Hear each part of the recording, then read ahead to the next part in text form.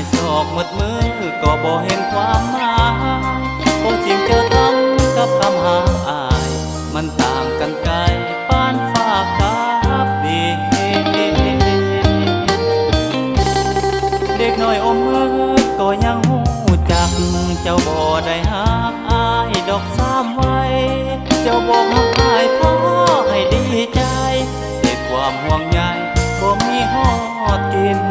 อยู่กับเขาเจ้าเอาใจทุกอย่างเอาเว้าอีหยังเจ้าก็บอกคัดที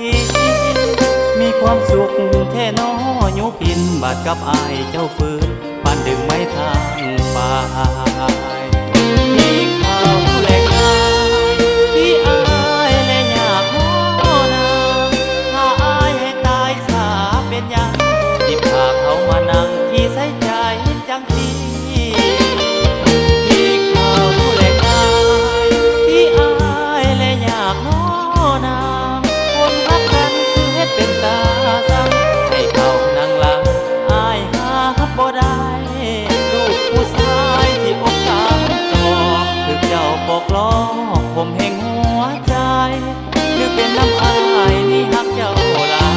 บ่เลยได้ใจฉันบ่น้องลาบ่พอใจก็เลิกไปศาลาดีกว่าสิมาเฮ็ดใส่อายจังทีถ้าเจ้าคิดว่าเขาเป็นคนดีคือจังบ่หนีไปอยู่กับเขา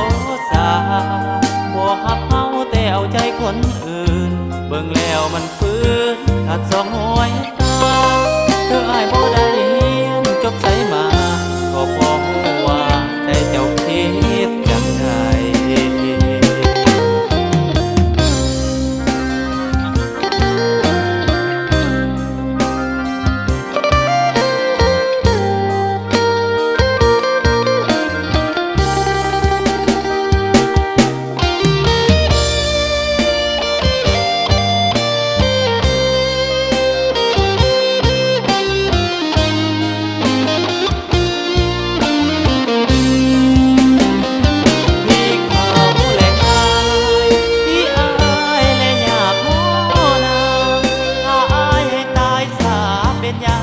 ที่พาเขามานั่งที่ใส่ใจ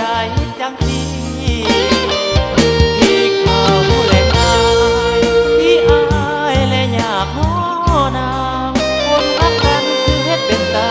สั่งให้เขานั่งหลังอายหาบ่ได้ลูกผู้ชายที่อกตามจอ